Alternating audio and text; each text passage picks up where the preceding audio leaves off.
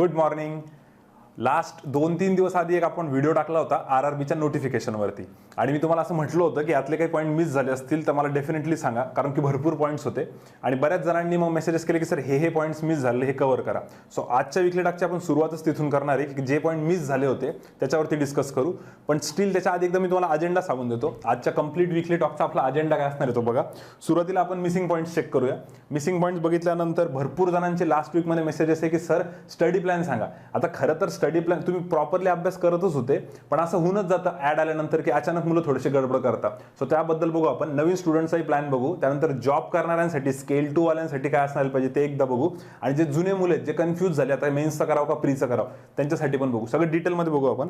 Then पुढे आपण बघू क्वांट आणि लॉजिकचा टाइम कसा मॅनेज करायचा मॉकमध्ये. भरपूर जणांची ती एक कंप्लेंट आहे की सर ते बरोबर 20 मिनिट द्यायला पाहिजे का 22.5 द्यायला पाहिजे, ते सगळं डिटेलमध्ये बघता येईल. त्यानंतर SBI आणि RBIच्या काही अपडेट्स आहे का, असं काही मुलांचा मेसेज होता. अपडेट्स आता तशी ॲज सच डेटची अपडेट नाही, पण काही वेगळीच अपडेट भेटली, ती एक डिस्कस करून घेऊ. त्यानंतर क्वांटचे तुमचं जे क्वेश्चन आन्सरिंग सेशन्स आहेत तो मला वाटतं आजचा सगळ्यात इम्पॉर्टंट पार्ट असणार आहे. मी लिटरली तुमचे यावेळेचे जे मेसेजेस आहेत मुलांचे तेच सांगणार आहे आणि हे भरपूर जणांच्या डोक्यात चालू असणार आहे. तर फीडबॅकचा जो सेशन आहे तो मला वाटतं या वीकली टॉकचा सगळ्यात इम्पॉर्टंट सेशन असणार आहे. त्याच्यावरती आपण जास्त वेळ देऊ. त्यानंतर काय आपल्या जनरल अनाउन्समेंट्स आहे आणि सगळ्यात शेवटचा पार्ट म्हणजे मोटिवेशनल व्हिडिओजचा. सो अशा पद्धतीने आपण सगळं चेक करणार आहे आज. सो वन बाय वन आपण पुढे पॉईंट टू पॉईंट जाऊ. सो पहिला पॉईंट आहे आपला मिसिंग पॉईंट्स, जे मागच्या वीकली टॉकमध्ये मिस झाले होते पॉईंट्स, ते मी कव्हर करतो. सो पहिला पॉईंट जो सगळ्यांनी मेसेज केलेला आहे तो म्हणजे की सर इंजिनियर्सला खूप कमी मार्क्स दिले जातात ग्रामीण बँकच्या इंटरव्ह्यूला आणि ॲग्रिकल्चरवाल्यांना प्रेफरन्स दिला जातो, तर याच्याबद्दल थोडंसं क्लिअर करा. हे माझ्याकडनं बोलायचं राहून गेलं होतं मागच्या वेळी. तर हे बघा, ॲग्रिकल्चरच्या मुलांना प्रेफरन्स दिला जातो हे त्यांनीच नोटिफिकेशनमध्ये मेन्शन केलेलं आहे. तर हे थोड्या प्रमाणात खरं आहे, पण असं नाही की ॲग्रीवाल्यांना खूपच जास्त मार्क्स देतात आणि इंजिनियरला खूपच कमी मार्क्स देतात. कारण त्याचं मी तुम्हाला रिझन पण सांगतो. हा व्हिडिओ स्टार्ट होण्याच्या अगोदर तुम्ही सुरुवातीला एक फोटो बघितला असेल बघा RRBच्या टॉपर्सचा, आणि तो 2018चा आहे. ठीक आहे, 2017ची एक्झाम झाली होती ती, तर आणि तिथं खाली डेट पण टाकलेली आहे. मी एक्झाम्पल काय देतो, रिझन सांगतो. ते जे 3 फोटोज तुम्ही बघितले व्हिडिओच्या सुरुवातीला ते महाराष्ट्रातला फर्स्ट, महाराष्ट्रातला सेकंड आणि महाराष्ट्रातला थर्ड तिन्ही स्टुडंट आपल्याच क्लासचे होते. आणि विशेष म्हणजे त्या 3 पैकी जो सेकंड आणि थर्ड टॉपर होता ते दोन्हीचे दोन्ही, सेकंड दीपाली नलावडे होती आणि थर्ड अमोल गुळवे होता, हे दोघं पण इंजिनियर्स आहे. सो बेसिकली मला सांगायचं काय की 3 पैकी 2 तर इंजिनियर्सच आहे. त्यामुळे ज्यांच्या डोक्यात असं आहे की सर इंजिनियर्सला घेत नाही ग्रामीण बँकवाले किंवा मार्क्स कमी देता, तर असं नाही आहे बिलकुल. आणि मी म्हणेल की त्याला तुम्ही किती स्केलवर चेक करताय ते पण मॅटर करेल व्हॉल्यूमवरती. समजा तुम्ही एखाद्या मित्राला भेटले आणि तो म्हणतोय की मी इंजिनियर होतो आणि मला कमी मार्क दिले, आणि एखाद्या ॲग्रिकल्चरवाल्याला भेटले आणि तो ॲग्रिकल्चर बॅकग्राऊंडचा आणि त्याला खूप चांगले मार्क्स दिले, तर तुम्ही डायरेक्ट मेजर कन्क्लुजन काढू नका. मी जेवढा एक्सपिरियन्स आहे इतक्या दिवसांचा त्या बेसिसवरती बोलतोय. सो नो डाऊट ॲग्रिकल्चरवाल्यांना थोडा सॉफ्ट कॉर्नर असतो, पण त्याचा अर्थ असा नाही की त्यांनाच सिलेक्ट केलं जातं आणि आपल्या इकडच्या मुलांना सोडून दिलं जातं, तर असं बिलकुल नाही आहे. सो ते एक एक्झाम्पल तुम्ही लक्षात राहू द्या. त्यानंतर RRBच्या वॅकन्सीज नाही सांगितल्या असं काही जणांनी केलं होतं. माझ्याकडनं राहून गेल्या म्हणा, किंवा मी म्हणाल की उलटं बरं झालं त्या वॅकन्सीज नाही सांगितल्या, कारण वॅकन्सीजमध्ये असा काही मेजर फरक नाही आहे. नो डाऊट 10-20 इकडे तिकडे प्लस मायनस आहे, पण असा मेजर ड्रास्टिकली काही डिफरन्स आलेला नाही आहे.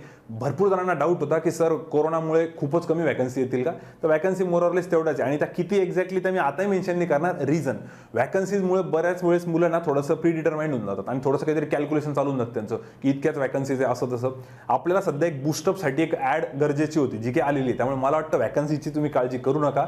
आणि आपल्याला जर दुसऱ्या अँगलने विचार केला, एकच वॅकन्सी लागणार आहे ना आपल्याला, तर फक्त एकच सीट पाहिजे बँकेत जाण्यासाठी, तर तुम्ही या माइंडसेटनी पेटून उठून चांगला पेपर फोडून काढा, असा काहीतरी माइंडसेट ठेवा. आणि जे स्टुडंट एकदम एज बार होण्याच्या सिच्युएशनवरती आहे, त्यांचा लास्ट अटेम्प्ट आहे सपोज आणि त्यांचं एज बसणार नाही, त्यांनी वॅकन्सीचा थोडासा विचार केलेला बेटर राहील. कारण की त्या मुलांचं कसं आहे ना, दुसऱ्या स्टेटमध्ये जर जास्त वॅकन्सी असतील, जसं की एक मी एक्झाम्पल देतो, अमोल नरलावार म्हणून एक आहे, त्याचा असं आहे की आता त्याचा लास्ट अटेम्प्ट आहे POचा आणि तो म्हणतोय की महाराष्ट्रापेक्षा UPमध्ये मध्य प्रदेशमध्ये खूपच जास्त वॅकन्सीज आहे, भयंकर. तर मग त्याला तो म्हणतोय की मी हिंदीला कम्फर्टेबल आहे, मी रिस्क घेऊ का, तर अशा मुलांनी रिस्क घ्यायला काही हरकत नाही, कारण त्याला माहिती की लास्ट अटेम्प्ट इकडं नाही झालं, तिकडे जास्त चान्सेस आहे. तर त्याच्यासारखी केस असेल तर वेगळी गोष्ट आहे, पण बाकीच्यांनी वॅकन्सीची बिलकुल काळजी नका करू. आपल्याला एक जागा लागते बँकेत असं लक्षात ठेवून तुटून पडा त्याच्यावरती. याच्याशी रिलेटेड अजून एक प्रश्न होता काही जणांचा, तो म्हणजे की EWS आणि ओपन याच्यामध्ये पण वॅकन्सीजचा इश्यू झाला. त्यांचं म्हणणं सर ईडब्ल्यूएसच्या वॅकन्सी कमी आहेत, तर मग आम्ही ओपनमधनं अप्लाय करू का? बघा हा पॉईंट एकदम व्यवस्थित आहे का, सगळ्यांना आहे का? समजा काही स्टुडंट SC कॅटेगरीचे असतील, काही ST कॅटेगरीचे असतील, काही OBC कॅटेगरीचे असतील, तुमची कॅटेगरी कुठलीही असो, तुमच्या वॅकन्सी समजा 5 दाखवलेल्या, लाईक OBCच्या 5 वॅकन्सी आहे आणि ओपनच्या 50 वॅकन्सी आहे, तर याचा अर्थ असा नाही होत की ओपनमध्ये जाऊन 50 वॅकन्सीला अप्लाय करायचं. तुम्ही तुमच्याच कॅटेगरीला अप्लाय करा. रिझन त्याचा अर्थ काय असतो, जर OBCच्या 5 आहे आणि ओपनच्या 50 आहे, तर तुम्हाला ऍक्च्युअली 55 वॅकन्सीसाठी तुम्ही कॉम्पीट करताय. असं कधी तुम्ही ऐकलं का की ओपनपेक्षा OBCचा कट ऑफ जास्त लागला किंवा SC STचा कट ऑफ जास्त लागला? कधीच नाही. कारण की समजा SCचा कॅन्डिडेट आहे तर त्याला SCच्या वॅकन्सी तर भेटतातच, प्लस ओपनच्या पण भेटतात. म्हणजे समजा मी SC कॅटेगरीचा कॅन्डिडेट आहे आणि मला जर खूप चांगले मार्क्स भेटले तर माझं सिलेक्शन ओपनमधनं होतं. नो डाऊट डॉक्युमेंट व्हेरिफिकेशनसाठी मला SCचे सर्टिफिकेट दाखवावं लागतील, पण जी SC कॅटेगरीची एक जागा होती ती वॅकंट होऊन जाते. त्यामुळे रिझर्वेशनचा हाच तर फायदा असतो ना, की जे पण कॅन्डिडेट्स रिझर्वेशनमध्ये आहे त्यांना त्या वॅकन्सीज तर भेटतात, प्लस त्यांच्याही भेटतात. सो बॉटम लाईन सांगतो मी काय, बॉटम लाईन एवढी आहे की EWS असो किंवा तुमची जी काय कॅटेगरी असो, त्यात एक जरी जागा असली तरी त्याच कॅटेगरीतनं अप्लाय करायचं, कारण ती एक जागा प्लस ओपनची जागा तर आहेच तुम्हाला. सो तुम्ही एनी डे प्रॉफिटमध्येच आहे, तुम्ही कधीच लॉसमध्ये जाणार नाही. क्लिअर? सो EWS मधनं डेफिनेटली भरा. मी तर इनफॅक्ट इथपर्यंत म्हणाल 0 वॅकन्सी असेल तरी भरा. रिझन, आता काही जण म्हणतील सर 0 वॅकन्सीला कसं भरायचं, सांगतो. आश्लेषा म्हणून आपली एक स्टुडंट होती लास्ट टाइम, ती PH होती, फिजिकली हँडिकॅप कॅटेगरीत नव्हती, तिचा डोळ्यांचा जरा प्रॉब्लेम होता. त्याच्यामध्ये 0 वॅकन्सी दाखवलं होतं मागच्या वर्षी ग्रामीण बँकेने, आणि ते काय असतं, NR असतं, नॉट रिपोर्टेड. ठीक आहे. सो ते कन्फर्म नसतं की त्या वॅकन्सी येणार नाही म्हणून, त्यानंतर येतात. आणि आज अश्लेषा ग्रामीण बँक ऑफिसर आहे, PO, तिचं सिलेक्शन झालंय. म्हणजे तिथं वॅकन्सी नव्हती तरी तिने अप्लाय केलं आणि नंतर त्या वॅकन्सीज भेटतातच. आणि हे क्लासमध्ये पण खूप वेळेस सांगून झालंय, पण आता कसं आपण तेवढं कोरोनामुळे आपलं सगळं ऑनलाईन चाललंय, त्यामुळे मला वाटतं हे मेन्शन करणं गरजेचं होतं. म्हणून जरी तुम्हाला असं दिसत असेल जसं की VKGBचं होतं, विदर्भ कोकण ग्रामीण बँकेने वॅकन्सीज दाखवलेल्या नाही, याचा अर्थ असा नाही की त्या वॅकन्सी येणार नाही, त्या पण येऊ शकतात. त्यामुळे तुम्ही बिंदास अप्लाय करा. 0 वॅकन्सी असेल तरी अप्लाय करायला काही प्रॉब्लेम नाही आहे. ठीक आहे, त्यानंतर येऊ शकतात. पुढचा पॉईंट, बऱ्याच जणांना फॉर्म भरताना प्रॉब्लेम येत होता, म्हणून मी एक लिंक पण टाकली होती मागच्याच टेलिग्राम चॅनलवरती. मोबाईलमध्ये फॉर्म भरणं थोडंसं मुश्किल जाईल. तुम्ही कॅफेवरती, कारण ते लँडस्केप मोड लागेल त्याला, मोबाईलवरती नाही होणार ते, कॅफेवरती भरा किंवा मग लॅपटॉप किंवा डेस्कटॉप असेल तर बघा. पण गावाकडे सगळे मुलं, त्यांच्याकडे लॅपटॉप डेस्कटॉप तर नसतील मला जेवढं माहिती आहे, तर एखाद्या तालुक्याच्या प्लेसवरती कुठे नेट कॅफे असेल तर तेवढं बघा आणि थोडंसं आरामात व्यवस्थित विचार करून फॉर्म भरा. मी मागच्या सगळ्या इन्स्ट्रक्शन दिलेल्या फॉर्म कशा भरायचा, ज्यांनी तो व्हिडिओ बघितला नसेल तो व्हिडिओ बघून घ्या किंवा त्याची मी डिस्क्रिप्शनमध्ये लिंक देऊन टाकतो. त्यानंतर मुलांचा डाऊट होता की सर MGB आणि VKGB मध्ये कुठलं प्रेफर करायचं, MGBच्या वॅकन्सी जास्त होत्या, VKGBच्या नाहीच आहे, तर मग कसं करायचं? हे बघा, तुम्हाला जी बँक जवळ वाटते घरापासून, जसं विदर्भातले मुलं आहेत तर त्यांनी VKGB भरा, विदर्भ कोकण ग्रामीण बँक. जे कोकणा साईडचे त्यांनी पण तिकडची बँक टाकलेलं काही हरकत नाही. मराठवाड्यातल्यांनी MGBला पहिला प्रेफरन्स द्या. तिथं प्रेफरन्सेस आहे, तुम्ही MGB पहिले टाका, VKGB सेकंड टाका, भले जागा नसतील. आणि जे विदर्भातले मुलं आहे त्यांनी VKGB फर्स्ट टाका, MGB सेकंड टाका. असं एक जनरल असतं. बाकी तर तुमचा कॉल आहे पर्सनल. भले तुम्ही विदर्भातले तुम्हाला वाटते महाराष्ट्र ग्रामीण बँकेत आम्हाला इकडे जायचंय, तर तुम्ही ते पण करू शकता, काही प्रॉब्लेम नाहीये. सो अजून असे काही डाऊट असतील तर मला नक्की विचारा, मी होईल तेवढे क्लिअर करतोय. त्यानंतर एक लास्ट पॉईंट होता कट ऑफचा. मुलं म्हटलं सर तुम्ही कट ऑफ नाही सांगितला, तर हे बघा, कट ऑफ जे आहेत ना, मला वाटत पण नाही ते पण डिक्लेअर करायला पाहिजे, लाईक व्हॅकन्सीज सारखे. रिझन, कट ऑफमुळे पण प्री डिटरमाइंड होतात मुलं. प्रत्येक मॉक टेस्टला तोच आकडा डोक्यात असतो, 50, 55, 60 जो काय असेल तो, आणि त्या हिशोबाने तुम्ही तुमचं 100% देत नाही. कुठेतरी असं होतं की यार माझे 45 अटेम्प्ट झाले पण कट ऑफ तर 50चा होता, मग बळजबरी अटेम्प्ट करता. तर हे मला पटत नाही, कारण कट ऑफ जो आहे ना तो पेपरच्या लेवल ऑफ डिफिकल्टीनुसार व्हॅरी होतो. जर का पेपर इझी असला तर तुम्ही असं ठरवणार आहे का की यार माझे 55 अटेम्प्ट झाले, मी तर 55चा कट ऑफ पकडला होता आणि जास्त येते पण नको एवढंच अटेम्प्ट करायला पाहिजे. अरे पेपर इझी तर मारा ना चांगले, जर जमत असेल तर. आणि पेपर अवघड आहे तर आपण काय बळजबरी अटेम्प्ट करणार आहे का? 40 अटेम्प्ट झाले, पुढे होतच नाहीये आणि तुम्हाला डोक्यात आधीच होतं की यार 50चा कट ऑफ जाणार आहे.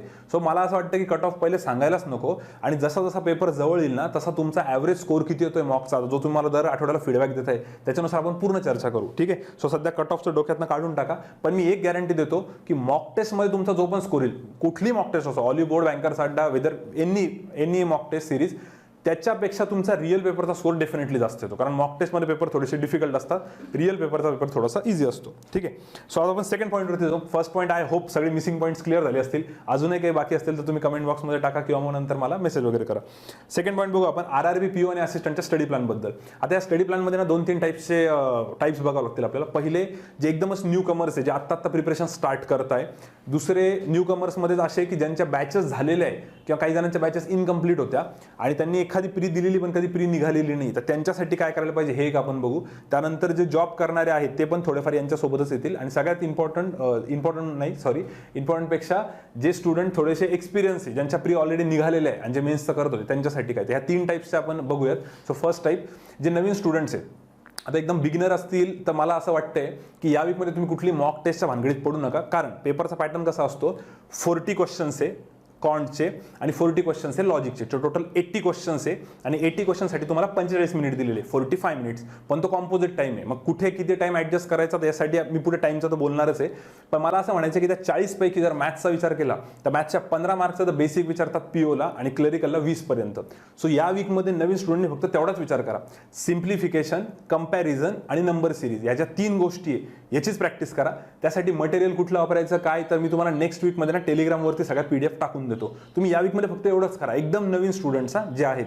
आणि ज्यांचं असं आहे की सर मी नवीन स्टुडंट आहे पण माझं 1-2 मॉक म्हणजे मी 1-2 एक्झाम पण दिलेलं आहे पण कधी क्लिअर नाही झाल्या, तर मग मात्र तुम्ही काय करू शकता, हे जे 15 मार्क्स मी बोललो बेसिक आणि लॉजिकचं जेवढं असेल तेवढं तुम्ही करण्याचा प्रयत्न करा. लॉजिकला जेवढं ओढता येईल, कारण लॉजिकमध्ये असं काही नाहीच आहे की जे तुम्हाला येत नाही. पण मॅथ्समध्ये असं बऱ्याच वेळेस असतं की सर वर्ड प्रॉब्लेम माझं थोडंसं वीक किंवा मला DI जमत नाही. त्यामुळे मला वाटतं ह्या वीकसाठी एक सिम्पल टास्क आहे नवीन स्टुडंट्सला, 15 मार्क्सचं मॅथ्सचं बेसिक आणि लॉजिक जेवढं ओढता येईल तेवढं याला तुम्ही मॉक टेस्ट देऊन बघा. ज्यांची बॅच झालेली आहे ॲटलिस्ट 3 मॉक टेस्ट द्या, ऑल्टरनेट डेला द्या. लाईक सोमवारी एक द्या, बुधवारी एक द्या आणि एक शुक्रवारी द्या.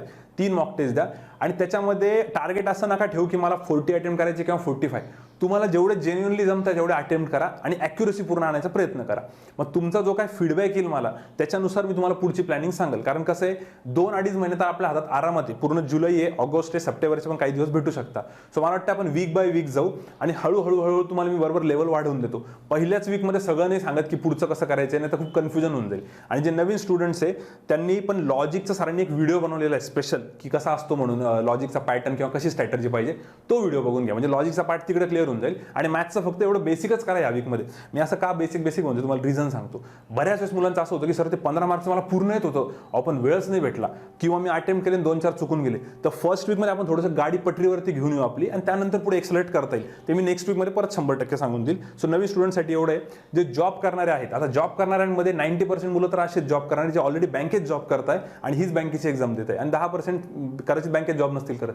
सो बँकेत जॉब करणाऱ्यांना ऑलरेडी कॉन्ट लॉजिकची थोडीफार तर आयडिया आहे. त्यामुळे मला वाटतं की जे जॉब करणारे ना त्यांनी या वीकमध्ये काय करा, 3 मॉक टेस्ट देऊन बघा ऑल्टरनेट डेला.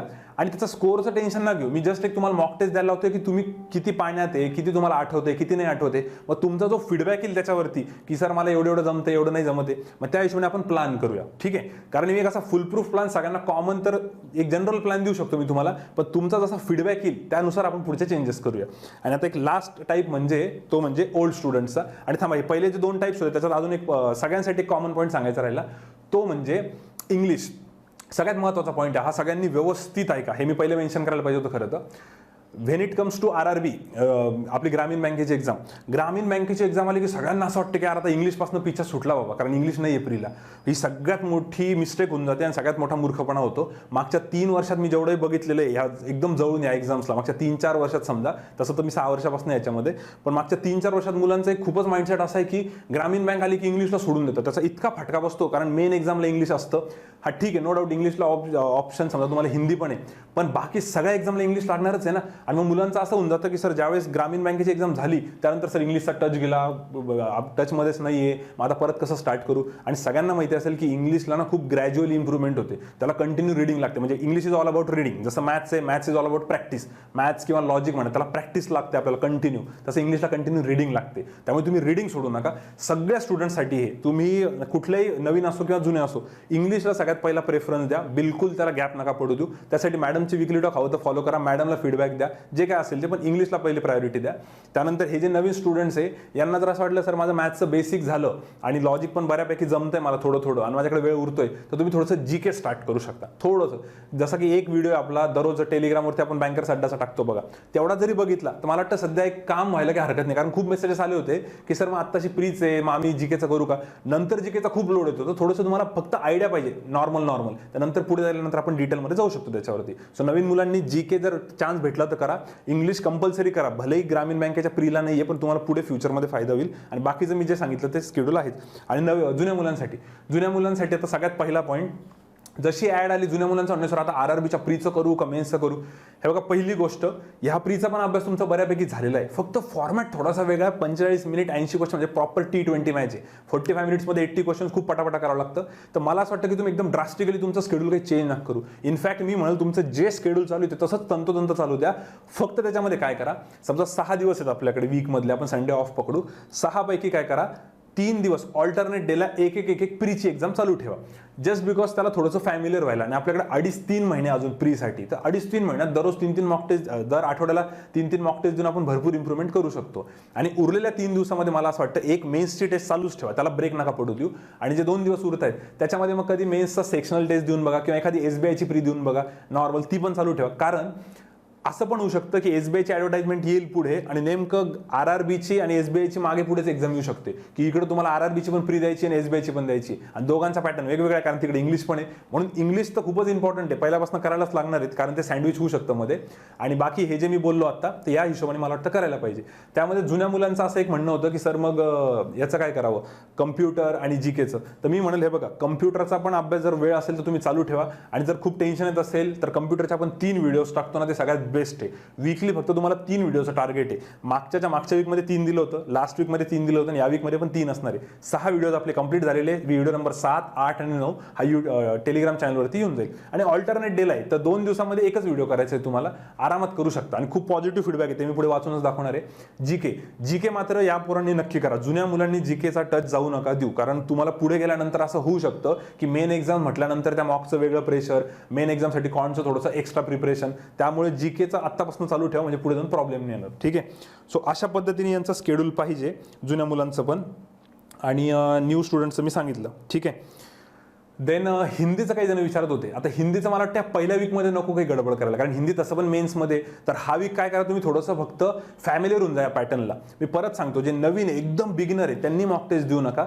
ज्या मुलांची बॅच झाली त्यांनी ॲटलीस्ट 3 मॉक टेस्ट तरी द्या ऑल्टरनेट डेला, म्हणजे तुम्हाला एक रफ आयडिया येऊन जाईल. स्कोर किती जरी खराब आला तर काही टेन्शन नाही, पण एक मॉक टेस्ट द्या, तुम्हाला पिक्चर क्लिअर होईल, सर याला हे जमतंय नाही जमते, म्हणजे मी तुम्हाला प्लॅन बनवून देऊ शकतो पुढे. त्यानंतर जुन्या मुलांनी मात्र डेफिनेटली 3 मॉक टेस्ट द्या. तुम्हाला काही वेगळा चेंज वाटतं का त्याच्यामध्ये, आणि टायमिंगचं मी पुढे लगेच सांगतो. आणि हिंदीचं मला वाटतं या वीक आपण राहू देऊ. नेक्स्ट वीकली टॉकमध्ये मी हिंदीचं काय करेल, एक 5 मिनिटाच्यावर प्रॉपर कोणतं स्टडी मटेरियल वापरायचं काय नाही ते बघू. पण हिंदी घ्यायचं की नाही हा पण एक मोठा इश्यू आहे. ज्यांचा कन्फ्युजन आहे त्यांनी या आठवड्यामध्ये ते डिसाईड करा, आणि त्यानंतर आपण पुढे चर्चा करू. जर कोणाचं असं कन्फ्युजन असेल की सर मला असा एखाद्या मुलाचा नंबर द्या ज्यांनी हिंदी घेतलंय आणि त्याचा एक्झाम निघालेली आहे, आणि अशा एखाद्याचा नंबर त्यांनी हिंदी घेतलं होतं पण एक्झाम नव्हती निघाली, तर मी डेफिनेटली देतो. तुम्ही मला कॉन्टॅक्ट करा, त्या मुलांशी बोला, एका आठवड्यानंतर तुमचा पिक्चर क्लिअर होऊन जाईल, मग आपण पुढे प्रिपरेशनचं बघू.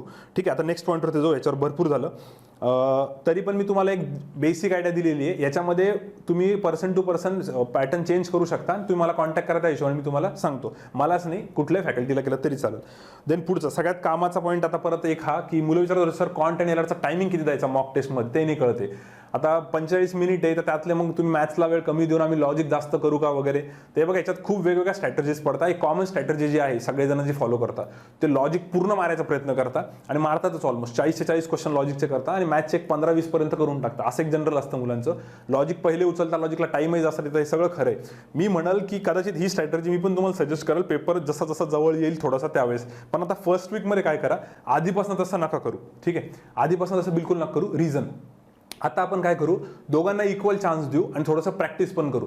जर तुम्ही आधीपासून असंच केलं की लॉजिकला वेळ जास्त दिले, तर असं होऊन जाईल की मॅथ्सला तुम्ही ॲक्च्युअली कधी ट्रायच नाही केलं ते पूर्ण. तर मला असं वाटतं की आता सगळ्यांनी जे पण मुलं मॉक टेस्ट देणार आहे ना, त्यांनी असं करा, 45 मिनिट्सपैकी ना जर अर्धे केले तर 22.5 येतील. फार तर फार खूपच तुम्हाला वाटलं की नाही सर लॉजिकला जास्त वेळ द्यायचा, 25 मिनिट लॉजिकला द्या आणि 20 मिनिट मॅथ्सला, आणि याच बेसिसवरती पेपर द्या. जर असं झालं की सर लॉजिकचे 25 मिनिट झाले, मला अजून भरपूर काही जमतंय पण वेळ संपला 25 मिनिट, तर मी थोडा एक्सटेंड करू का, तर प्लीज नका करू. 25 मिनिटानंतर लॉजिक डायरेक्ट स्किप करून टाका आणि मॅथ्सला 20 मिनिटं द्या.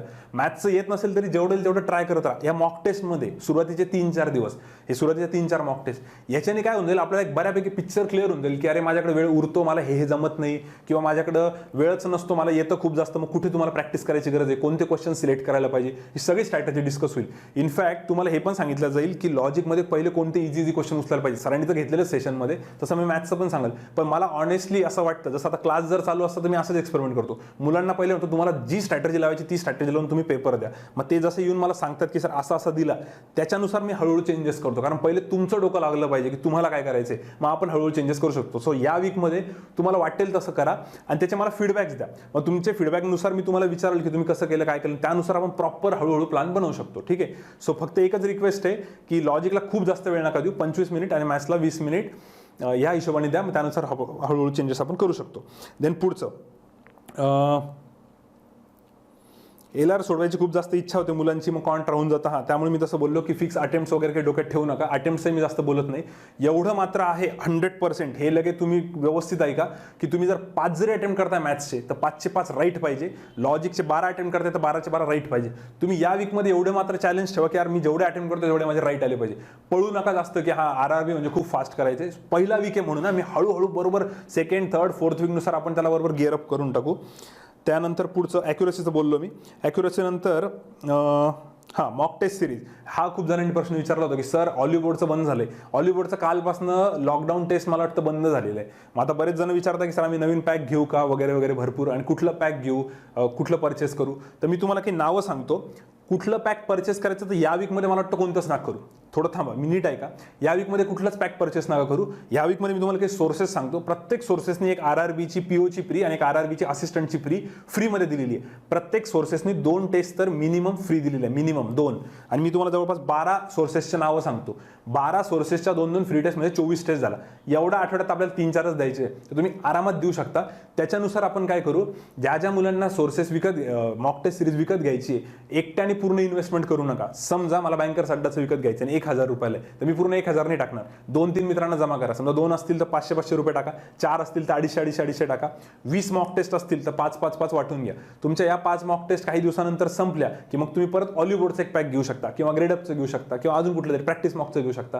जेणेकरून काय होईल, तुमचे जे 1000 रुपीज आहेत तुम्ही 2-3 मॉक टेस्टमध्ये इन्व्हेस्ट करा पार्टनर्स सोबत आणि प्रत्येकाचे 5-5, 6-6 मॉक टेस्ट देऊन बघा. म्हणजे तुम्हाला व्हरायटी बघायला भेटेल. तर या वीकमध्ये मला वाटतं कोणीच इन्व्हेस्टमेंट करू नका. या वीकमध्ये तुम्ही ना फ्री सोर्सेस वापरा आणि मला कॉन्टॅक्ट करा, मला मेसेज करा की सर मला मॉक टेस्ट सिरीज विकत घ्यायची आहे. एखाद्याचा नंबर द्या, कोणी ग्रुपमध्ये असेल तर मग मी तुम्हाला नंबर देतो. घाई नका करू त्याच्यामध्ये. मॉक टेस्टचे नावं बघा.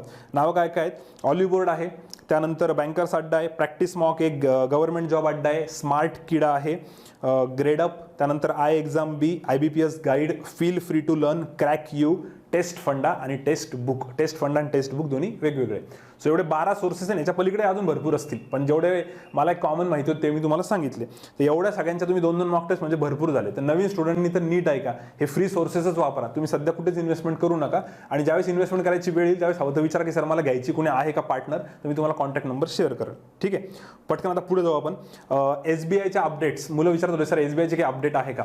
सर SBIची 12 जुलैची एक्झाम तर इम्पॉसिबल वाटते. आता 12 जुलैची डेट, त्याबद्दल काही शुअर नाही आहे. म्हणजे इम्पॉसिबल आहे, ते तुम्हाला कळालं असेल. पण SBIची एक सरप्राइझिंगली काय वेगळी अपडेट आली होती जानेवारीमध्ये. आता आपला एक स्टुडंट आहे अनिकेत बारसिले म्हणून. जानेवारीला ज्यावेळेस SBIची रिक्रुटमेंट झाली होती ज्युनियर असोसिएट्सची, म्हणजे final joining, document verification and all, त्याच्यामध्ये त्याचं सिलेक्शन झालं होतं. पण त्यांनी नाही जॉईन केलं कारण त्याचं LICत पण सिलेक्शन झालं होतं. त्याने LIC जॉईन केलं आणि शॉकिंगली त्याला काल परवा 2 दिवसापूर्वीच त्याला मेल आला SBIचा की तुम्हाला डॉक्युमेंट व्हेरिफिकेशन तुम्ही केलेलं नाही, तुम्हाला करायला आम्ही परत एकदा चान्स देतोय, जर तुम्हाला पाहिजे असेल तुम्ही SBI परत जॉईन करू शकता. तो म्हटला सर मी ते तेव्हाच सोडलं, मी तर जॉईनच नव्हतं केलं. तर आता याच्यावर एक कळते की त्यांना किती जास्त गरज आहे लोकांची, SBI वाल्यांना. जे म्हणतात ना, कारण जे पण मुलं काम करतात त्यांना आम्ही भरपूर विचारलं तर ते सगळेजण ते सांगतात की आम्हाला मॅनपॉवरची गरज आहे. पण कोरोनामुळे कदाचित ॲडव्हर्टाइजमेंट पुढे गेली तर ज्यांनी डॉक्युमेंट व्हेरिफिकेशन नाही केलेलं त्यांना पण मेल करून परत बोलवलेलं आहे की तुम्हाला चान्स आहे म्हणून. सो बेसिकली एक चांगला पॉझिटिव्ह पॉईंट काय की आता जी पण SBIची ॲड येईल त्यात पण थोड्या जागा जास्त येण्याचे पण चान्सेस आहे. जे मुलं जॉब करताय ते पण म्हटले की आम्हाला असं वाटतंय, एक्झॅक्टली आम्ही आकडा नाही सांगू शकत, पण जेवढं आमचं वातावरण आम्ही बघतोय तर डेफिनेटली ही न्यूज आहे. आणि तुम्ही काही सध्या सोशल मीडियावरून बघितलं असेल तशी पण न्यूज होती की SBIच्या जागा वाढू शकता. सो मला दोन्ही पॉईंट चांगले वाटले की ज्यांचं DV नाही झालेलं त्यांनाही परत ऑपॉर्च्युनिटी दिली, म्हणजे त्यांना डेफिनेटली गरज आहे. ही तुमच्यासाठी चांगली न्यूज आहे. डेट्सबद्दल काही कन्फर्म नाही अजून. त्यानंतर सगळ्यात इम्पॉर्टंट सेशन मी जो म्हटलं होतं तो आता स्टार्ट होईल. क्वेश्चन आन्सरिंग सेशन आणि फीडबॅक सेशन. तर मी काय करणार आहे आता, लिटरली आजच्या वीकली डॉकमध्ये मी तुमचे फीडबॅक पटापट वाचूनच दाखवतो तुम्हाला. याचा डेफिनेटली फायदा होणार आहे सगळ्यांना, नवीन स्टुडंटला पण होईल आणि जुन्यांचे तर भरपूर ओपन होऊन जातील, कारण की अरे यार हे मी करायला पाहिजे होतं. सो आता जास्त वेळ न घालवता पटापट आपण थोडंसं फास्ट जाऊ. पहिला बघा एक मेसेज होता की सर मी अड्डाचं पॅक घेतलेलं आहे 999चं, मला कोणी पार्टनर असेल तर तुम्ही द्या. ठीक आहे, हे तर मी तुम्हाला आधी बोललो. दुसरा मंगल म्हणून एक स्टुडंट आहे, तिचा मेसेज आहे, मी तुम्हाला लिटरली वाचूनच दाखवतो. सर आता वीकली टॉक ऐकला, या लॉकडाऊनच्या काळामध्ये तुम्ही स्टुडंटसाठी स्टडीचा जो प्लॅटफॉर्म तयार करून दिला आहे तो खूप चांगला आहे वगैरे वगैरे, हे खूप बेस्ट आहे. तुम्ही वीकली टॉक तुमच्या विकेटॉकमुळे खरंच खूप जास्त फायदा होतो. यामध्ये नवीन ॲक्टिव्हिटीज, हां हे पुढचं नीट आहे का, यामधील नवीन ॲक्टिव्हिटीजसुद्धा खूप वर्क करत आहे. सोबत तुम्ही जे मोटिवेशन देत आहे त्याचा पण आम्हाला खूप जास्त पॉझिटिव्ह एनर्जी भेटते वगैरे, फायदा होतो. ठीक आहे, हिचा हा पॉईंट तुम्ही नोटीस करण्यासारखा आहे की ज्या नवीन ॲक्टिव्हिटीज होते त्याचा खूप जास्त फायदा होतोय. आपण क्विजेस चालू केलेले आहे, त्यानंतर तिकडे क्विजेस नंतर लाईव्ह सेशन चालू केले, त्या ॲक्टिव्हिटीजचा फायदा होत असेल किंवा मी पुढे वाचतो. पर्सनली सांगायचं झालं तर मी शेतकरी कुटुंबातील आहे. हे व्यवस्थित आहे का, शेतकरी कुटुंबातील आहे, घरात शेतात काम करावं लागतं आणि हे चालू असतानाच तुम्ही जे स्टडी प्लॅन किंवा टार्गेट बनवून देता त्याच्यामुळे थोडासा फायदा होतो, पण ते सगळं काही फॉलो होत नाही. ठीक आहे, असं काही जणांचं होत असेल. डाऊट्स क्लिअरिंगच्या ग्रुपमुळे स्वतःला खूप जास्त फायदा झालेला आहे. कॉम्पिटिशन काय आहे ते एक्झॅक्टली कळालं आहे आणि डिफरंट ॲप्रोचेस बघायला भेटत आहे, तर याचा फायदा होतोय. तर जेही मुलं लाईव्ह सेशन येत नाहीये त्यांनी लाईव्ह सेशनला या. दररोज क्वांटचं 10 ते 12 असतं आणि लॉजिकचं 3 ते 5 असतं, त्याचा फायदा करा. प्लस त्याच्यामध्ये तिने काय सांगितलं की डिफरंट अप्रोच बघायला भेटता, हे सगळ्यात बेटर आहे. तर याचा पण यूज करून घ्या. मी लिटरली तिचा जो आहे तो मेसेज वाचून दाखवतोय. आणि शेवटी सांगायचं झालं तर हां, SSAची मी स्टुडंट नाही आहे, तिने असं सांगितलेलं आहे. SSAची स्टुडंट नसताना, हा सगळ्यात मला पोरांना सांगायचं, जे क्लासचे पोर आहे त्यांनी तो विचार करा. क्लासचे स्टुडंट नसताना यांना एवढा बेनिफिट होतो, त्यामुळे तुम्ही असं घरकी मुर्गी दाल बराबर ह्या टाईपमध्ये नको व्हायला. तुम्ही पण त्याचा पूर्ण फायदा करून घ्या. जेवढे आपले हे चालू आहेत ॲक्टिव्हिटीज त्या सगळ्या यूज केल्या पाहिजे. पटकन पुढे जाऊ आपण. एक होता की GOT 88 आणि 89चं सर तुम्ही एक्सप्लेनेशन द्या. तर मी डेफिनेटली उद्या परवा एक व्हिडिओ शूट करतो वर्ड प्रॉब्लेमचा आणि तो अपलोड करतो, त्याच्याबद्दल काळजी नका करू. त्यानंतर काही जणांचं म्हणणं आहे की सर, हां हिचं संगमनेरची स्टुडंट आहे, हिचं म्हणणं होतं की सर मुलं औरंगाबादला यायला का बरं विचारतायत, कारण की तिथं लॅबही चालू नाही, क्लासही चालू नाही आहे, तिथे रूमवर अभ्यास करायचा आहे, घरी रूमवर अभ्यास करायचा, घरी केलेला बेटर राहील. ठीक आहे, GOT 82 आणि 83चं हिने एक्सप्लेनेशन विचारलेले, ते पण मी सांगतो. कामाचा पॉईंट आहे का, आता लॉकडाऊन झाल्यापासून मॅथच्या लाईव्ह सेशन कंटिन्यू करते आणि बॅच संपल्यापासून वर्ड प्रॉब्लेम खूप काही जास्त मला जमत नव्हते आणि पेपरला असं होऊन जायचं की प्रत्येक वेळेस रॉंग नंबरमध्ये 2च यायचे 4 पैकी आणि रॉंग नंबरमध्ये वेळ जायचा. पण आता लाईव्ह सेशनमुळे एक पिक्चर क्लिअर झालेला आहे की मी रॉंग नंबर न करता तेवढा वेळ वर्ड प्रॉब्लेमला देणार आहे, त्याच्यात मला जास्त कॉन्फिडन्स येतोय. तर हिला लाईव्ह सेशनमुळे तो फायदा झालेला आहे. आणि स्टार्टिंगला जेव्हा मी लाईव्ह सेशन नंतर ॲनालिसिस करायचे तर 70% क्वेश्चन मी नंतर सॉल्व्ह करायचे आणि आता असं होतंय की फक्त 1-2 क्वेश्चन मी नंतर सॉल्व्ह करते, बाकी सगळे क्वेश्चन मला सेशनमध्ये जमतात. आता ही संगमनेरची जी स्टुडंट आहे, हिचं नाव नाही मला माहिती कारण मी स्टुडंट संगमनेर असं सेव्ह केलेलं आहे. हिने लॉकडाऊन स्टार्ट झाल्यापासून सगळे लाईव्ह सेशन अटेंड केलेले आहेत. आता विचार करा 3 महिन्यामध्ये किती कॉन्फिडन्स वाढला असेल. आणि अजूनही भरपूर पुढे आहे लाईव्ह सेशन, आपल्या अजूनही चालूच आहे. टेलिग्रामवरती जो आपला ग्रुप आहे त्याच्यावरती, त्यामुळे प्रत्येकाने ते अटेंड करा आणि पॉसिबल झालं तर तुम्ही त्याच टाइमला तिथे बसा. ऑफलाईन पण केलं तर चालतंच, पण मला वाटतं ऑनलाईन जर त्या मोमेंटला केलं 10 ते 12 तर तो ॲक्च्युअल एक्झामचा फील येईल. पटापट पुढे जाऊ आपण. पवनचं काय म्हणणं आहे बघा. सर मी विकली टॉक ऐकला, ऑल SSA मेंबर्सनी काळजी घ्यायला सांगा कारण औरंगाबादची सिच्युएशन थोडीशी खराब आहे. मी बजाजनगरला राहतो, बजाजनगरच्या स्टुडंटला पण सांभाळून राहायला सांगा. बजाजनगरमध्ये माझ्या सोसायटीमध्ये 4, बाजूच्या सोसायटीमध्ये 10 आणि त्याच्या बाजूच्या सोसायटीमध्ये 7 असं डेली 2-3 पेशंट निघत आहे. आणि फॅमिली इम्पॉर्टंट आहे कारण आपल्या जवळचा पर्सन जर चालला तर खूप जास्त वाईट वाटतं. आणि त्यांनी असं बरंच काही सांगितलं, मी एकदम लास्टला वाटतो. जेव्हा दुसऱ्याला त्रास होतो त्यावेळेस त्यांच्या फिलिंग आपण समजून घेत नाही, पण जेव्हा आपल्या जवळचा पर्सन जातो त्यावेळेस आपल्याला ते सगळं कळतं.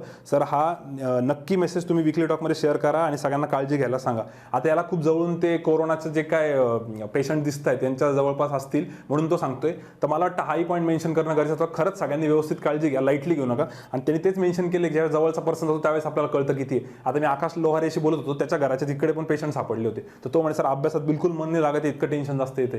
तर तुम्ही या गोष्टींची जरा सिरियसली काळजी घ्या. जे गावाकडे त्यांनी जास्त रिलॅक्स राहू नका. अभिषेकचा सांगतो पटकन. अभिषेकने एक मेसेज केलेला आहे की सर इंग्लिशसाठी भरपूर जण विचारत होते की बुक्स वापरायला पाहिजे पण स्टोअर्स ओपन नाही त्यामुळे त्यांना बुक भेटत नाहीये. तर मी एक PDF शेअर केलेली आहे. अभिषेकनी एक PDF शेअर केलेली आहे SP बक्षीची, इंग्लिशचं पुस्तक आहे, खूप भारी आहे. त्याची PDF हवं तर मी काय करतो आपल्या या विकली टॉक नंतर टेलिग्रामवरती अपलोड करतो. आणि अभिषेकनी खरंच भरपूर गोष्टी हँडल करतोय तो. PDF झालं आणि बाकीच्यांना पण मदत करतोय. तर ज्यांना इंग्लिशसाठी ते बुक पाहिजे मी ती PDF शेअर करतो. वर्षाचं म्हणणं आहे की सर 2 दिवस गॅप घेतला, अभ्यास होत नाही आहे आणि टेन्शन वगैरे येते. तर हां हिच्यासारखं भरपूर जणांचं होऊ शकतं. याच्यावर मी सोल्युशन काय दिलं होतं तिला की ब्रेक नंतर तुम्ही ब्रेक घेतला असेल ठीक आहे, पण ब्रेक नंतर तुम्हाला एनर्जी येत नसेल लगेच अभ्यासाची, परत असं टेन्शन येऊन जातं की यार मी उगाच ब्रेक घेतला, माझा किती अभ्यासाचा लॉस झाला. असं जर कोणाचं झालं असेल ना तर तुम्ही जेव्हा परत रिस्टार्ट करताय ना तर रिस्टार्ट करताना अशा गोष्टीपासून स्टार्ट करा की जो तुमचा एकदम फेवरेट पार्ट आहे, जो तुम्हाला आवडतोय. म्हणजे तुम्हाला थोडं त्यामध्ये इंटरेस्ट येईल. जसं आता बुक रिडिंग आहे, बुक्स नाही वाचत तर मग एखाद्या न्यूजपेपरमधलं स्पोर्ट्सचं पेज वाचायचं, म्हणजे थोडंसं वाचायला इंटरेस्ट येतो, मग एडिटोरियलवर जायचं. नाहीतर मग बॉलिवूड हॉलिवूडच्या न्यूज थोड्याशा वाचून घ्यायचा, जेणेकरून तुमचा इंटरेस्ट बनून राहील त्याच्यामध्ये, मग हळूहळू आपण शिफ्ट करू शकतो. तर हिची ती कंप्लेंट होती की सर ब्रेक घेतला पण त्यानंतर टेन्शन येते. तर त्यानंतर तुम्हाला जो चांगला जवळचा पार्ट आवडतोय त्याच्यापासून स्टार्ट करा. पुढचा मेसेज, गौरेशचा मेसेज थोडासा मोठा मेसेज आहे पण चांगला मेसेज होता हा. याचं काय म्हणणं आहे बघा. सर ग्रुपवरची मी अनाउन्समेंट ऐकली आणि तुम्हाला फीडबॅक देणार होतो. मी 4 दिवस ब्रेक घेतला होता, माझं माइंड एकदम फ्रेश झालेलं आहे आणि लॉजिकमध्ये माझं कॉन्सन्ट्रेशन होत नव्हतं. आता लॉजिकमध्ये कॉन्सन्ट्रेशन होतंय, कॉन्टमध्ये पण होते आणि इंग्लिशमध्ये पण होते. ब्रेकमध्ये मी नवीन असं काही जास्त ट्राय नाही केलं, फक्त माझ्या ज्या आधीच्या मिस्टेक होत होत्या त्याच मी परत सुधारण्याचा प्रयत्न केला. LRचे 4 दिवस सेशन माझे एकदम खराब गेले होते, एकही पझल बसत नव्हतं, पण ब्रेक नंतर आता सगळं व्यवस्थित जमतंय. पझल्सचे मी एकदम प्रॉपरली चेक केले तर माझ्या रीडिंग बेस मिस्टेक जास्त असायच्या. लाईक थर्ड लेफ्ट आहे तर मी थर्ड राईट वाचायचो, 3% मध्ये म्हटलेले आहेत तर मी 2% घ्यायचो, लाईक वाईज अँड सो त्याने सो ऑन असं म्हटलेले. सो ही मिस्टेक खूप जणांची होती बरं का, की येतं सगळं पण आपण घाई खूप करतो. तर याच्या ॲनालिसिस याचं वाचताना असं वाटतं की याने आता ब्रेकमध्ये थोडंसं डोकं शांत ठेवलं, थोडा नीट विचार केला, पुढे पण नाही लिहिलेलं आहे. सो सर एक लक्षात आलं आहे की जर रीडिंग केअरफुली केली, 20-25 सेकंद एक्स्ट्रा दिले तर सगळं काही जमतं आणि पूर्ण मार्क्स भेटतात. GK पण रीड केलं मी ओल्ड मंथचं थोडंफार, इंग्लिशची रीडिंग मात्र चालू ठेवली. ठीक आहे. पुढे त्यांनी लिहिलेले खूप सर्व टाईम दिला स्वतःला, इंट्रोस्पेक्ट केलं की काय कुठे चुकतंय, कसं जायला पाहिजे, पुढचं कशी स्ट्रॅटेजी पाहिजे. थोडासा त्यांनी ब्रेक घेतला, त्याचा प्रॉपर यूज केला. ब्रेक नंतर sir Gradeup SBI mains mock दिली आणि त्यामध्ये LR मध्ये मला 20 मार्क आले, जे की मला आधीच्या पेपरमध्ये फक्त 6 मार्क्स होते. सो याला ब्रेकचा तसा फायदा झालेला आहे. पेपर देताना सर काही मिस्टेक करत होतो, त्या केल्या नाही. इझी क्वेश्चन पिक केले. पेपर देताना कुठलाही स्कोअर डोक्यात नाही ठेवला. ओके ठीक आहे. बाकी हे लक्षात आलं की जेवढं मला येतंय तेवढं मी फक्त शांतपणे कॉन्सन्ट्रेशनने आणि फोकस ठेवून पेपर दिला पाहिजे आणि लाईव्ह सेशनला पण तेवढाच फोकस ठेवला पाहिजे, तर सगळ्या गोष्टी जमतात. GK असो किंवा इंग्लिश असो किंवा RC असो किंवा इंग्लिश RCचा ग्रुप असो. हा यांनी एक ग्रुप बनवलेला आहे, इथं ते इंग्लिशचे RC दररोज डिस्कस करता, मधुसूदन त्यांचा ग्रुप आहे. GK दररोज डिस्कस करता आणि लाईव्ह सेशनचं त्याने एक्झाम्पल दिलं. तर मला त्याच्यावरनं काय कळतंय की तुम्ही जी पण गोष्ट करता ती थोडी कॉन्सन्ट्रेशनने करा. खूपच जास्त एक्झॉस्ट झाले तर एखाद दिवस ब्रेक घ्या आणि त्यानंतर परत शांततेत सगळ्याला इंट्रोस्पेक्ट करून त्यांनी डिटेल लिहिलेले. तर मला वाटतं हा फीडबॅक खूप इम्पॉर्टंट आहे. अशा गोष्टी करा. भरपूर जण आता लॉकडाऊनमुळे थोडंसं निगेटिव्ह वातावरण म्हणून असा प्रॉब्लेम येतो. आणि सगळ्यात शेवटी त्यांनी लिहिलं की ब्रेकमध्ये एक काळजी घेतली की मी एकदमच प्रॉपर ब्रेक नाही पडू दिला, थोडा अभ्यास चालू ठेवला. बाकी पुढे तर ओके, थँक्यू वगैरे. हां, अक्षयचं काय म्हणणं होतं की सेशनमुळे माझा जवळपास फुल सिलेबस कव्हर झाला असा मला फील येतोय. लाईव्ह सेशनला 3-3.5 महिने झाले, त्यात त्याचं ऑलमोस्ट सगळंच कव्हर झालं आणि सगळ्यांचं झालं असेल ज्यांनी स्टार्ट टू एंड फॉलो केलं. आणि ज्यांनी नसेल केलं आता टेन्शन ना घेऊ की आमचं कितीच मिस झालेलं आहे. तुम्ही आता जरी स्टार्ट केलं, दररोज लाईव्ह सेशन असतं आपलं एक्सेप्ट संडे, तेवढं अटेंड करा आणि क्वेश्चन्स खूप क्वालिटी असतात. त्यानंतर द हिंदू ॲप मला वाटतं पेड झालं होतं PCचं आणि याचं, तर मॅडमने त्याच्याबद्दल सोल्युशन दिलेलं आहे मॅडमच्या विकली टॉकमध्ये. त्यानंतर पुढे सगळ्यात इम्पॉर्टंट हे सर जे व्हिडिओ चालू आहे कम्प्युटरचे त्याबद्दल फीडबॅक आहे की ॲक्च्युअल कम्प्युटरचे व्हिडिओज खूप भारी आहेत. या ॲक्टिव्हिटीमुळे खूप जास्त फायदा होतोय, कारण की आम्हाला एकच व्हिडिओ बघायचा असतो 2 दिवसामध्ये, तर आम्ही खूप कॉन्सन्ट्रेशनने बघतो आणि त्याच्यामुळे मला RBIला आणि RRBला दोन्ही ठिकाणी फायदा होईल. कम्प्युटरचे व्हिडिओ बंद नका करू, खूप चांगले आहेत. जे बघत नाही त्यांनी बघा, 2 दिवसात तुम्हाला फक्त एकच व्हिडिओ बघायला लावलेला आहे. त्यानंतर पुढचं यांचं असं म्हणणं आहे की सोर्सेस सांगा म्हणून, तर मी सोर्सेस पुढे सांगतो तुम्हाला GKच्या, मी पुढे लिहिलेले आहेत ते व्यवस्थित पुढे सांगतो. त्यानंतर अक्षयचा मेसेज होता अजून. ठीक आहे. स्वप्नीलचं म्हणणं आहे की MGB टाकू का VKGB टाकू, ते मी सांगितलं तुम्हाला, ऑलरेडी एक्सप्लेन केलं. सुमित राठोडचं म्हणणं आहे की वॅकन्सीज माझ्या ह्याच्यासाठी एकच आहे, तर मी ते वॅकन्सीचं पण बोललो मी, तर तसं काही नका करू. एक जरी वॅकन्सी असेल तरी अप्लाय करायची, मी सगळं आधी एक्सप्लेन केलेलं आहे. याचा हिरोचा मेसेज बघा, याचं नाव नाही माहिती मला. याचं म्हणणं आहे सर क्लास कधी चालू होईल, नेक्स्ट मंथमध्ये होईल का, तुम्हाला काय वाटतंय. तर यार त्याच्याबद्दल सांगणं मुश्किल आहे, पण लाईव्ह सेशनसाठी आपण ट्राय करतोच आहे, ते मी तुम्हाला हवं तर जाताना नाही सांगतो. आणि एकदम बिगिनर आहे तर त्या हिशोबाने कसं प्रिपरेशन करायला पाहिजे, मी तुम्हाला आधी बोललो की तुम्ही इंग्लिश बिगिनर आहेत ना, इंग्लिशला पूर्ण वेळ द्या. त्यानंतर मॅथ्सचा तर थोडं बेसिक चालू करा आणि नवीन बॅच चालू झाल्यानंतर तुमचं बेसिक पूर्ण कव्हर होईलच. आणि लॉजिकचं सर सांगतील तुम्हाला, ठीक आहे. किंवा बुक सांगा कोणती प्रिफर करू. कोणतीही बुक वगैरे सध्या विकत घेऊ नका. सगळ्या PDF आपल्या टेलिग्राम चॅनलवरती फ्रीमध्ये अवेलेबल आहे. टेलिग्राम चॅनलवरती गेल्यानंतर फाईल्समध्ये जा, तुम्हाला पाहिजे ते तुम्ही सर्च करा. सगळ्या PDF सगळ्या टॉपिकचं सगळं मटेरियल तुम्हाला फ्रीमध्ये अवेलेबल आहे. नाही सापडलं तर मला मेसेज करा, मी तुम्हाला फॉरवर्ड करतो, ठीक आहे. पण कुठलंही मटेरियल विकत घेऊ नका. मृणालिनीचा मेसेज होता की सर सेंटर कोणतं टाकू, औरंगाबाद टाकू, कोल्हापूर टाकू, दोन्ही पण सेम डिस्टन्सवर जात आहे, कसं करायला पाहिजे. तर हे बघा, सगळ्यात पहिले मी तिला जो रिप्लाय दिला की इथं सध्या गॅम्बल आहे. जसं तुम्ही म्हणता की सर 2 सेंटर माझ्या जवळ आहे घरापासून, मी कोणतं टाकू, कोणीच गॅरंटी देऊ शकत नाही. तर तुम्ही सध्या रिलॅक्स राहा. जोपर्यंत सगळं वातावरण नीट होत नाही, जोपर्यंत हे यांना कळत नाही की आपण पूर्ण सिक्युअर्ड आहे आता ही मॉक एक्झाम घ्यायला, तोपर्यंत एक्झाम घेणार नाही. मग ती मुंबईमध्ये असो, पुण्यामध्ये असो, औरंगाबादमध्ये असो, कोल्हापूरला असो. त्यामुळे मला वाटतं जे तुम्हाला कन्व्हिनियंट वाटतं जवळचं, त्या हिशोबाने डिसिजन घेऊन टाका. खूप जास्त त्याच्यावर विचार नका करू, कारण कारण ती मोर ऑर लेस गॅम्बलच आहे. जसं LICच्या वेळेस झालं होतं की सेंटर कोल्हापूर टाकू, औरंगाबाद टाकू, कुठून कमी लागेल कट ऑफ वगैरे त्या टाईपमध्ये. त्यामुळे सेंटरचा एवढा लोड न घेऊ, जे तुम्हाला कन्व्हिनियंट वाटतं, जे घराजवळ वाटते ते टाकून द्या, काही टेन्शन घेऊ नका. त्यानंतर याचं असं म्हणणं आहे की तिरुपतीचं की कट ऑफबद्दल नाही बोलले तुम्ही. हां, कट ऑफचं मी आधी सांगितलं, कट ऑफचं सध्या डोक्यात ठेवायला नाही पाहिजे. आणि त्याचं दुसरं म्हणणं होतं की सर फॉर्म भरताना थोडं गाईड करा. हा पॉईंट खूप इम्पॉर्टंट आहे. त्याचं म्हणणं आहे की सर मी नवीन स्टुडंट आहे, मग फॉर्म भरू का, 850 रुपये जातील माझे, तर कसं करू, आणि दोन्ही फॉर्म भरू का. तर पहिली गोष्ट तर मला असं वाटते की 850 रुपये खूप हेवी अमाऊंट आहे. 2 फॉर्म म्हणजे जवळपास तुमचे 1700 रुपये जात आहे. आणि तुम्ही नवीन स्टुडंट आहे, तुम्हाला माहिती आहे की चान्सेस थोडेसे कमी आहे, पण तुम्हाला एक्सपिरियन्स पण घ्यायचा आहे. मग खूपच असं असेल तर मला वाटतं ॲटलीस्ट एक फॉर्म भरा. आणि त्याच्यातही मी त्याला सजेस्ट केलं होतं की एक फॉर्म भरतो, तो POचा फॉर्म भर. तो म्हणजे सर PO म्हणजे ऑफिसरचा पेपर येतो, थोडा अवघड असेल, तो कशाला भरू, मी क्लरिकलचा भरतो. क्लरिकलचा प्रॉब्लेम काही नाही, मग क्लरिकलचा कट ऑफ खूपच जास्त आहे, खूप जास्त कट ऑफ जातो. आणि क्लरिकल पेपर इतका सोपा असतो की तुम्हाला ते एक्झामचा तेवढा फीलच येणार नाही. त्यामुळे POचा तरी द्या, थोडा तरी डिफिकल्ट राहील, म्हणजे तुम्हाला बाकी एक्झामला पण फायदा होईल. कारण POचा जो पेपर असतो त्याची लेवल म्हणजे बाकीच्यांच्या क्लरिकलचा लेवल असतो, IBPS क्लर्क म्हणा त्या टाईपमध्ये. सो मला तरी असं वाटतं की जर ज्यांना कन्फ्युजन आहे की सर खूप जास्त पैसे जात आहेत, आम्हाला एकच फॉर्म भरायचा आहे, तर मला वाटतं तुम्ही POचा फॉर्म भरा. मग ठीक आहे, हे माझं पर्सनल ओपिनियन आहे. तुम्हाला जर काही गडबड वाटत असेल तर तुम्ही कॉन्टॅक्ट करा, आपण त्या हिशोबाने बोलू. आणि पैशांचा मेजर इश्यू नसेल तर दान केले असं समजून 1700 रुपयात 2 फॉर्म भरून टाका. ठीक आहे, पुढे जाऊ आपण.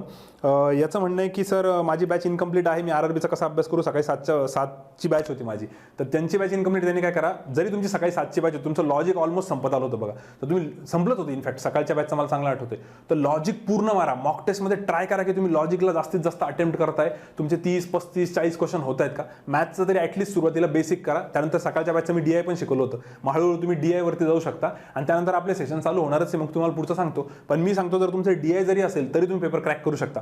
बेसिक, DI आणि लॉजिक याच्यावरती पूर्ण पेपर निघतो, कारण लॉजिक पूर्ण ओढून घ्यायचं 40 मार्क्सचं. बेसिक आणि DIचे तुम्ही 15-20 मार्क जरी घेतले तरी पण काम होऊन जातं. POसाठी म्हणतो मी, क्लेरिकलसाठी मग आपण बघू त्यात जसं बॅचेस चालू होतील तसं हळूहळू पुढचं सांगता येईल, पण कव्हर होऊन जाईल ते. सो बेसिकली मला त्याला पॉईंट काय सांगायचं आहे की तुमचं जेवढं तुमचं नॉलेज आहे पहिले तेवढं तर डिलिव्हर करा. लाईक तुम्हाला 80 पैकी 60 मार्क्स येते, तर तुम्ही 60 मार्क्स अटेम्प्ट करता ते तर बघा. 50 मार्क्स येते, 50 मार्क्स अटेम्प्ट होते का ते बघा. मग पुढचं प्रिपरेशन करा ॲटलीस्ट फर्स्ट वीकमध्ये. मग फर्स्ट वीकमध्ये आयडिया आल्यानंतर आपण काय करू, जे येतं त्याची पण extra practice side by side चालू ठेवू आणि नवीन पण स्टार्ट करू शकतो. पण पहिल्या वीकमध्ये मला वाटतं थोडी गाडी पटरीवर यायला पाहिजे. सीमाचा मेसेज होता की सर हँड ग्लोव्ज घालून आणि मास्क घालून पेपरला जायचे असे नोटीस आलेली आहे, तर आम्ही तशी प्रॅक्टिस करू का.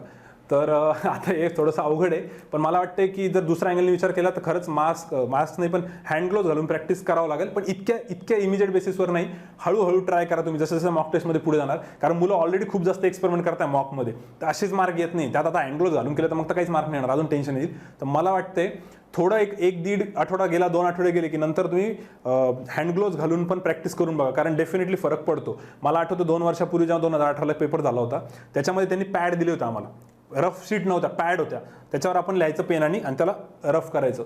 इतका प्रॉब्लेम झाला होता. असे काही मुलं होते ज्यांचं सिलेक्शन कन्फर्म होतं, पण ह्या मूर्खपणामुळे त्यांचं सिलेक्शन झालं नव्हतं. पण ते ऑल ओव्हर इंडिया होतं म्हणा, सगळ्यांसाठीच होतं ते, फेअर डील होती. असं काहीच नाही की काही सेंटरवर पेपर दिले काही सेंटरवर नाही दिले, असं नव्हतं झालं.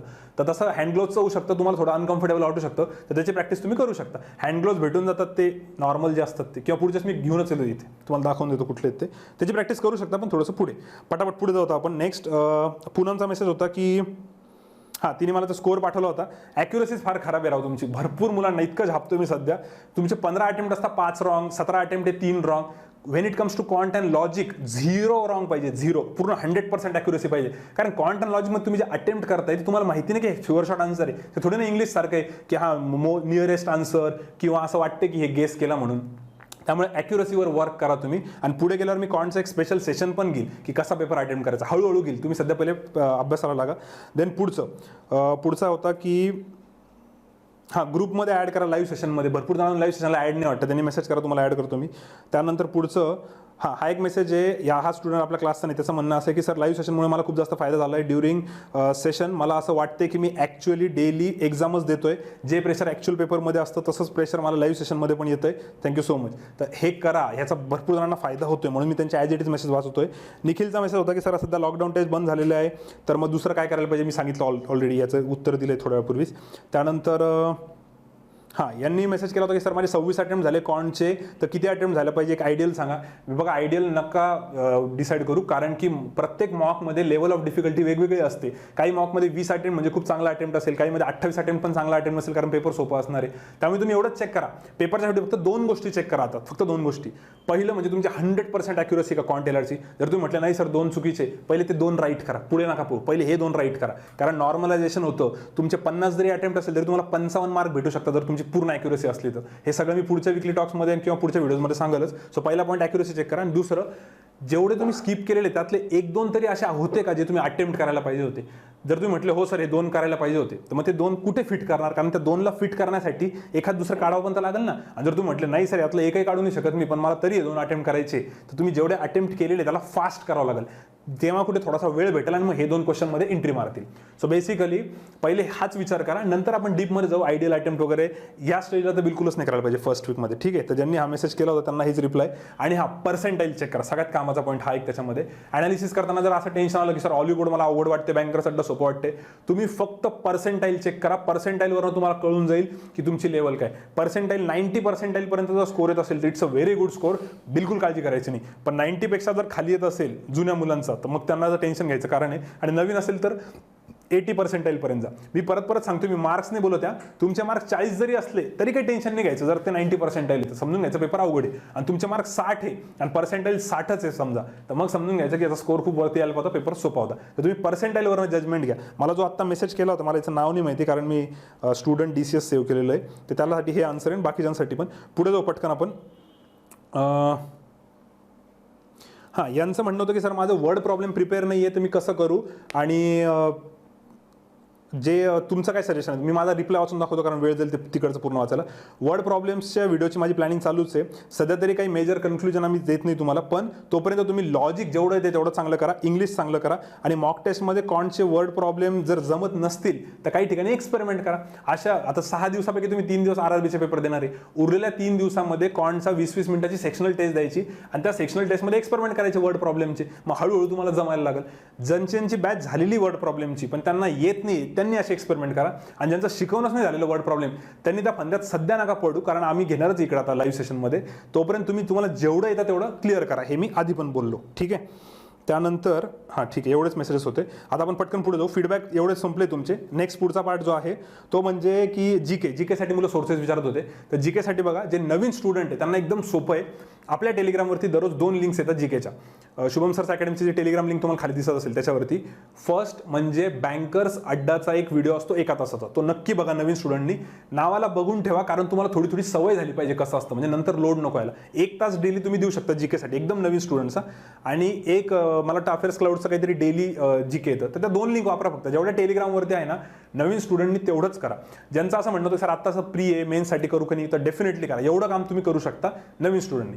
जे जुने मुलं जे सोर्सेससाठी विचारतायत, तर मला असं वाटतं की जुने मुलं जे सोर्सेस वापरतात त्यात तुम्हाला काय इश्यूज येत आहेत त्यानुसार तुम्ही सोर्सेस चेंज करा. एकदम ड्रास्टिकली सोर्स चेंज नका करू. आणि त्याबद्दल तुम्ही हवं तर मला मेसेज करा, मी तुम्हाला जीके ज्यांचं चांगले त्यांचे नंबर देतो, त्यांच्याशी कम्युनिकेट करा, ते तुम्हाला सांगतील सोर्सेस कसे चेंज करायचे. आणि इन जनरल जर सांगायचं झालं तर अफेअर्स क्लाउड खूप चांगले, अफेअर्स क्लाउड तुम्ही वापरा. त्यानंतर एक्झाम पंडितच्या आणि प्रॅक्टिस मॉकचे पण क्वेश्चन्स खूप चांगले, एक्झाम पंडित आणि प्रॅक्टिस मॉकचे, तर ते एक करायला पाहिजे.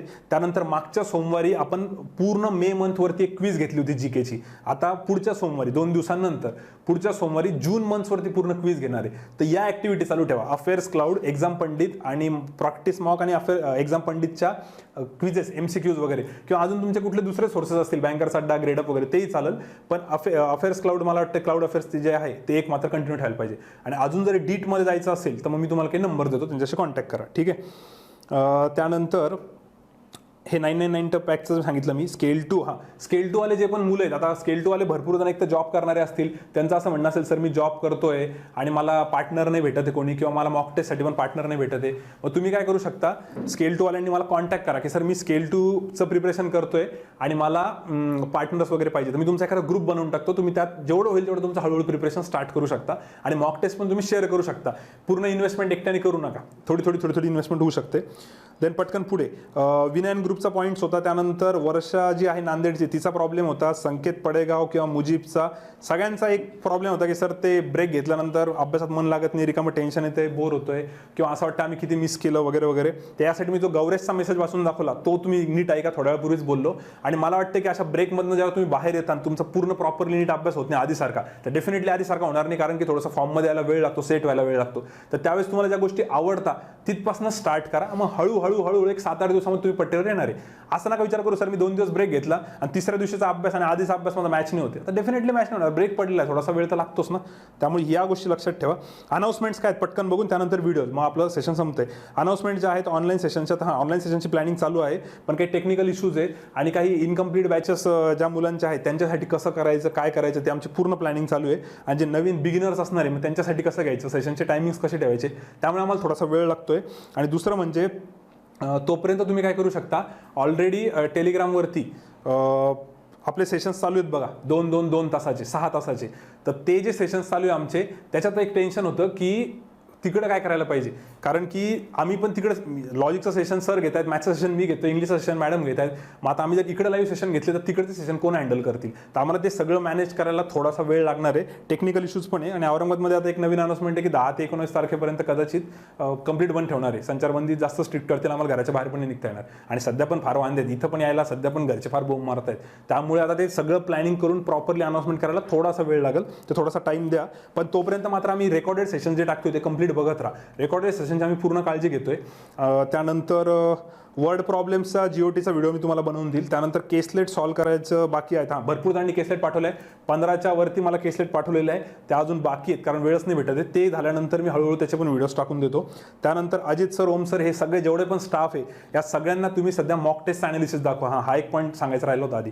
जे पण आता बिगिनर स्टुडंट आहे ज्यांनी मॉक टेस्ट दिली की लगेच टेन्शन येईल, सर इतके कमी मार्क्स आले, काय करू काय नाही. तर जर असं काही होत असेल ना, तुम्ही स्टाफला मॉक टेस्टचे स्कोर्स पाठवा, ते तुमचं डिटेल मस्त अनालिसिस घेतील जसं क्लासमध्ये घ्यायचे तसं. आणि अजित सरांना पाठवा, कारण अजित सर एक आठवडा ॲब्सेंट होते, त्यांचं आता लग्न झालं, पण आता या वीकमध्ये ते फ्री झालेले. तुम्ही त्यांना बिलकुल कॉन्टॅक्ट करा, कॉंग्रॅच्युलेशन करा पहिले, नंतर कॉन्टॅक्ट करा. आरोग्य सेतू ॲप लागणार आहे कंपल्सरी, याच्यावरती बोला असं काही जणांनी सांगितलं होतं. त्याच्यावर सध्या बोलायची काहीच गरज नाही, ते एक्झामच्या आधी लागणार आहे, त्यावेळेस मी तुम्हाला नक्की अनाऊन्स करेल, तुम्ही काही काळजी करू नका. ठीक आहे, हँड ग्लोव्स वगैरे आपण पुढे बघू. सो बस आता मी कन्क्लूड करतो पूर्ण सेशन. इम्पॉर्टंट गोष्टी काय आहेत बघा, ज्यांना असं वाटतं की सर एक्झॅक्टली इतक्या सगळ्या गोष्टी कसं करावं, तर तुम्ही क्लासच्या सगळ्या ॲक्टिव्हिटीज जरी फॉलो केल्या तरी खूप जास्त सफिशियंट आहे. क्लासच्या ॲक्टिव्हिटीज बघा किती किती आहे. पहिले तर 4 सब्जेक्टच्या क्विजेस चालू आहेत दररोज टेलिग्रामवरती. इंग्लिशचे क्विज इंग्लिशच्या चॅनलवरती चालू आहे. त्यानंतर जीके आणि कम्प्युटरचे व्हिडिओज चालू आहे, तुम्ही ते जरी बघितलं तरी चालतं. DI, केसलेट, पझल आणि GOT गेम ऑफ ट्रिक्स हे दररोज पडतात टेलिग्रामवरती. याचे 4 क्वेश्चन्स होतात. लाईव्ह सेशन चालू आहे 2+2+2 6 आवर्स ग्रुप्सवरती, आणि तिथं स्वतः मी, मॅडम आणि सर आम्ही सगळे प्रेझेंट असतो, प्लस स्टाफही असतो. यूट्यूबचे रेकॉर्डेड सेशन्स पण आम्ही तुमच्यासाठी टाकतोय. आणि एवढं केल्यानंतर थोडाफार वेळ भेटला तर तुम्ही मॉक टेस्ट पण अनालिसिस करू शकता. सो मला वाटतं ऑलरेडी क्लासच्या इतक्या ॲक्टिव्हिटीज चालू आहे. ट्रस्ट मी, एवढ्या ॲक्टिव्हिटीज क्लास चालू असताना पण नव्हता, एवढ्या सगळ्या आम्ही तुमच्यासाठी चालू केलेल्या आहे. सो तुम्ही पहिले ह्या ॲक्टिव्हिटीज जरी प्रॉपरली केल्या तरी भरपूर इम्प्रूव्हमेंट होईल. आणि आज मी मुद्दाम एवढे सगळे मेसेजेस वाचून दाखवले की भरपूर मुलांना बेनिफिट होतोय. आणि जे म्हणताय की सर बोर होतंय वगैरे वगैरे, तर कमॉन यार, आता ते थोडंसं बंद करा बोलणं आणि थोडंसं तुम्ही स्टार्ट करू शकता. बाकी व्हिडिओज जे आहेत, यश जाधवने एक भारी व्हिडिओ पाठवलेला आहे टेड टॉक्सचा, थोडासा लेंदी व्हिडिओ येतो, सुरुवातीला थोडंसं बोर होतं, पण तुम्ही एंडपर्यंत बघा, खूप प्रॅक्टिकल मस्त सांगितलेलं आहे त्यांनी. त्यानंतर शिवराज राऊतने एक खूप जबरदस्त पाठवलेलं आहे, कल्पनाने 2 पाठवले आहेत. आणि अभिषेकच्या त्या बुकची PDF पाठवतो मी, आणि काही इम्पॉर्टंट पिक्स असतील ते पण मी शेअर करतो. ठीक आहे, सो मला वाटतं मोस्टली सगळे पॉईंट्स कव्हर झाले असतील, पण तरी एखादा पॉईंट राहिला असेल चुकून तर तुम्ही मला कमेंट बॉक्समध्ये टाका आणि मग मी तो पुढच्या वेळेस कव्हर करण्याचा प्रयत्न करेल. आणि RRBसाठी हळूहळू आपण प्रत्येक वीक बाय वीक बरोबर प्रिपरेशन करू. तुम्ही फक्त प्रत्येक वीकचा ना फॉलो करा. असं नका होऊ देऊ की तुम्ही म्हणता की सर एवढं करून होणार आहे का, तर एवढं फक्त मी या आठवड्यासाठी सांगितलंय. प्रत्येक आठवड्यात थोडं इम्प्रूव्ह करू. आणि जर तुम्ही सॅटिस्फाईड नसाल त्याच्याबरोबर की नाही सर ही प्लॅनिंग मला पटत नाही, तुम्हाला पर्सनली कॉन्टॅक्ट करा, आपण त्याच्यानुसार प्लॅनिंग करूया. कारण की आता तुम्ही रिझल्ट आधी पण बघितल्यानंतर व्हिडिओच्या शेवटी पण बघा, जेवढे रिझल्ट आलेले ते गंमत नाहीये, ते सगळे मुलांनी अशाच पद्धतीने मेहनत घेतलेली आहे. तर त्या मुलांशी पण बोला, त्यांचे कॉन्टॅक्ट द्या तुम्ही. ग्रामीण बँकेतल्या मुलांशी जर बोलायचं असेल की त्यांनी कसं केलं होतं तसं पण करू. चलो ठीक आहे, विल स्टॉप हिअर. थँक्यू, काळजी घ्या, घरीच राहा. Bye bye.